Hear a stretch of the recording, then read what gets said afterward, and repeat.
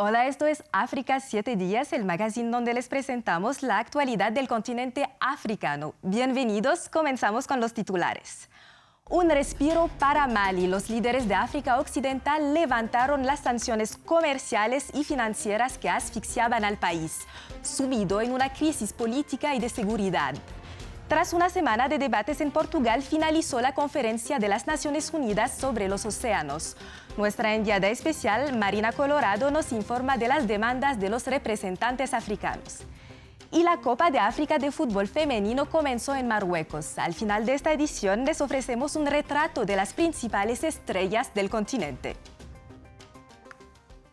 Fue una cumbre muy esperada. Reunidos en Accra, la capital de Ghana, los dirigentes de la Comunidad Económica de Estados de África Occidental, la CEDEAO, acordaron el levantamiento inmediato de las sanciones económicas impuestas a Mali. La decisión fue tomada en respuesta a las promesas de la Junta maliense de organizar elecciones dentro de un plazo de 24 meses. La CEDEAO también expresó su apoyo al compromiso mostrado por Burkina Faso de restablecer el orden constitucional en 2 años. ¿Tolerancia cero a los golpes de Estado o concesiones?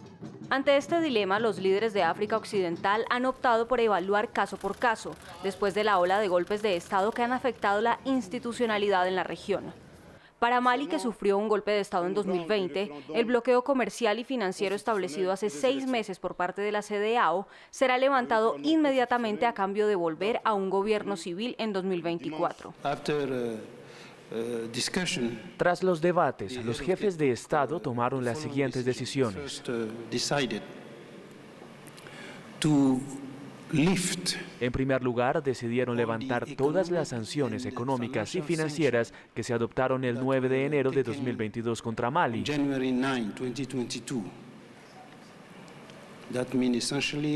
Lo que significa esencialmente el cierre de la frontera y la congelación de los activos financieros. Estas sanciones se levantan. Sin embargo, la organización regional ha mantenido sanciones individuales contra los integrantes de la Junta Militar Maliense, que se comprometió a llamar a elecciones generales en 2 años. Algo similar sucede al estudiar los casos de Burkina Faso y Guinea, países que también son dirigidos por militares. En el caso de Burkina Faso, país que enfrentó un golpe de Estado en enero de este año, un mediador de la CEDEAO parece haber convencido al coronel Paul-Henri Damiba de que ceda el poder a un presidente elegido en un plazo de 24 meses, a cambio de que no sean decretadas sanciones económicas contra el país. Entre tanto, en Guinea, el gobierno militar y el organismo regional determinaron mediadores que tendrán como primera misión acelerar el calendario electoral. A pesar del levantamiento de las sanciones y los acercamientos entre las partes, estos 3 países de África Occidental seguirán suspendidos de la CEDEAO hasta que sean celebradas elecciones generales y se restablezca el orden democrático.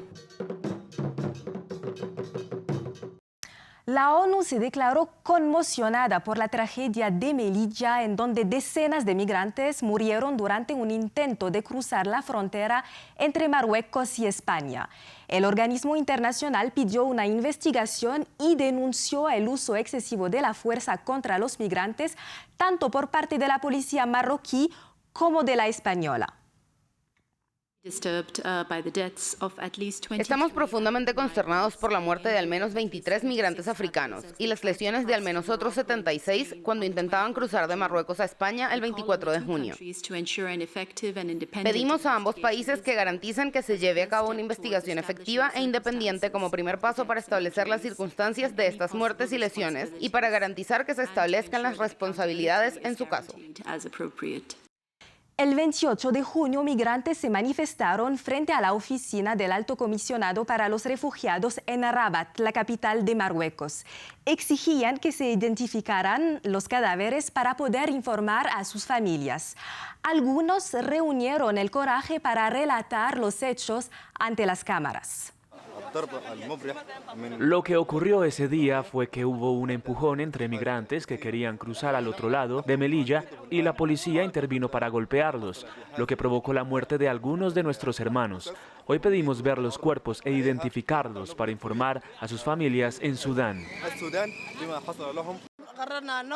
Fuimos a la ciudad de Nador y nos golpearon fuertemente. El gobierno marroquí dijo que hubo 23 muertos, pero sabemos que hay más de 70 muertos. Es inhumano. Muchos de estos hechos no fueron filmados. Tenemos muertos entre nosotros y jóvenes que están en la cárcel. Y hay heridos graves. Pedimos a la Asociación de Derechos Humanos que intervenga para atender a los heridos. Y al mismo tiempo pedimos que nos evacúen a países seguros. Aquí no estamos en seguridad. Cambiamos de tema y vamos a Portugal. La capital del país, Lisboa, acogió del 27 de junio al 1 de julio una conferencia internacional sobre el estado de los océanos. Según la Unión Africana, la economía basada en los espacios marinos es crucial para el continente, particularmente el sector pesquero afectado por las actividades de pesca de multinacionales ajenas al continente. Nuestra enviada especial a Lisboa, Marina Colorado, habló con representantes africanos de este sector de la economía. Según la Unión Africana, la economía azul, como se le llama a un sistema económico y social que se base en el uso sostenible de los océanos y de las zonas marinas, valdrá unos 405.000 millones de dólares para el año 2030 en África, equivalente al Producto Interno Bruto de Egipto, por ejemplo. El sector de la pesca es gran parte de esa economía y representa más del 1% del PIB de todo el continente. Durante la Conferencia de los Océanos de Lisboa, los pescadores artesanales de 27 países africanos pudieron alzar su voz y pedir mejoras en las condiciones de un sector que es extremadamente importante no solo para la seguridad alimentaria, sino también para la creación de empleo. La ressource se raréfie de plus en plus.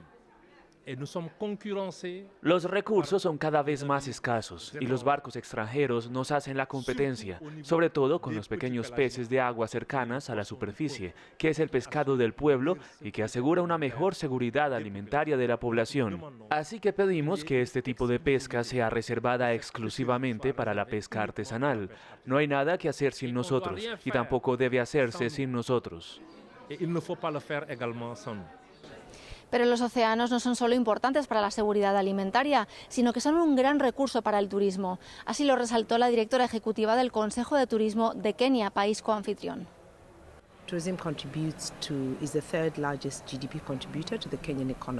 El turismo es el tercer mayor contribuyente al PIB de la economía de Kenia, así que todo lo que pueda entorpecer esa oportunidad o que sea una amenaza creciente para el negocio del turismo y la sostenibilidad de este a futuro es importante para nosotros. Por lo tanto, si el océano es la columna vertebral de uno de nuestros contribuyentes clave al PIB, esta conferencia es muy importante para nosotros porque se enfoca en las oportunidades, las amenazas, los retos que afectan al océano, a su sostenibilidad e integridad. Finalizada la Conferencia de los Océanos organizada por Portugal y Kenia, los ojos del mundo estarán puestos en el continente africano de nuevo cuando se celebre la próxima cumbre sobre cambio climático en Egipto, en noviembre de este año. Más de 61 años después de su muerte, Patrice Lumumba, héroe de la liberación y primer jefe de gobierno de la República Democrática del Congo, fue enterrado en su país. Kinshasa, la capital congoleña, fue el escenario de una ceremonia realizada el pasado 30 de junio, una fecha cargada de simbolismo dado que coincide con la celebración del Día de la Independencia Nacional. En el interior del ataúd solo reposaba un diente del dirigente asesinado que fue devuelto por Bélgica a la familia de Lumumba. Se trata del único resto que se conserva del líder asesinado, ya que su cuerpo fue disuelto en ácido y sus restos nunca fueron encontrados. Décadas después, fue dado a conocer que este diente había sido conservado en Bélgica. Patrice Lumumba fue enterrado en este mausoleo. La ceremonia tuvo lugar en presencia de dos jefes de Estado, el presidente de la República Democrática del Congo, Félix Tshisekedi, y el presidente de la República del Congo, Denis Sassou Nguesso. Escuchemos al presidente de la RDC en su homenaje al héroe nacional. Vous voilà de retour, 61 ans après. Vuelve 61 años después, bajo el suave sol de este 30 de junio, día sagrado de nuestra liberación del yugo colonial. Usted es para nosotros, nacionalistas congoleños y para los progresistas de todo el mundo, el símbolo de la lucha por la libertad, la independencia y la soberanía de los pueblos. De la República Democrática del Congo pasamos a Egipto. En la capital, El Cairo, las centenarias y emblemáticas casas flotantes podrían desaparecer. El gobierno ha ordenado a sus habitantes abandonarlas lo antes posible para convertirlas en áreas comerciales. Una situación para ellos incomprensible. Estas casas barco, características de la capital egipcia, podrían desaparecer. Son objeto de una orden de desalojo por parte del ejército gobernante, que quiere entregarlas a comerciantes. Los habitantes están desesperados. Vivo aquí, en esta casa flotante, mi casa, que corre el riesgo de ser demolida en unos días. Este barco es mi casa, la de mis hijos y de mis nietos. Llevo 10 años viviendo aquí. Ya se han quitado algunas casas porque los habitantes recibieron una orden de desalojo el 20 de junio, con un plazo de 2 semanas, sin ninguna oferta de realojamiento o indemnización. Podrían ser sustituidas por cafés, hoteles y restaurantes mucho más rentables aparentemente para la economía del país gobernado por militares, que ocupan una posición dominante en los ámbitos del desarrollo y las infraestructuras. Muchos denuncian un sacrificio del patrimonio. ¿Cómo es posible que casas históricas, hogares de los que viven en el corazón de la ciudad, sean eliminados de forma tan agresiva y repentina, cuando no causan ninguna molestia? Al contrario, son respetuosas con el medio ambiente, solo para ser convertidas en cafés. Los residentes también denuncian la falta de consulta, como en anteriores demoliciones cerca del centro de la ciudad. Si no se llega a un compromiso, estas casas centenarias acabarán siendo subastadas a 10ª parte de su valor. La edición número 14 de la Copa Africana de Naciones Femenina, cancelada en 2020 por la crisis sanitaria, comenzó el 2 de julio en Marruecos. Las nigerianas, defensoras del título y 11 veces vencedoras del campeonato, son las grandes favoritas del torneo. Aquí un retrato de las principales protagonistas de esta competición. Asisat Oshoala, de 27 años, considerada una de las mejores delanteras del mundo y elegida varias veces mejor futbolista femenina de África. Uchenna Kanu, de 26 años, también delantera, ha fichado por Tigres, convirtiéndose en la primera jugadora africana que compite en México. Con este dúo, las nigerianas parecen ser invencibles. Sin embargo, habrá que seguir de cerca a la camerunesa Ajarat Nchut, de 29 años, cuya familia no quería que jugara al fútbol y quien protagoniza una exitosa carrera en el Inter de Milán. La sudafricana Thembi Gatlana, de 26 años, del Atlético de Madrid, finalista en la CAN 2018 contra Nigeria. La capitana zambiana Barbara Banda, de 22 años, delantera del Shanghai Shengli en China. Y la joven marroquí Sabah Serrir, de 21 años, quien juega en la Sampdoria de Génova en Italia. Con esta alineación de élite despedimos la edición de esta semana.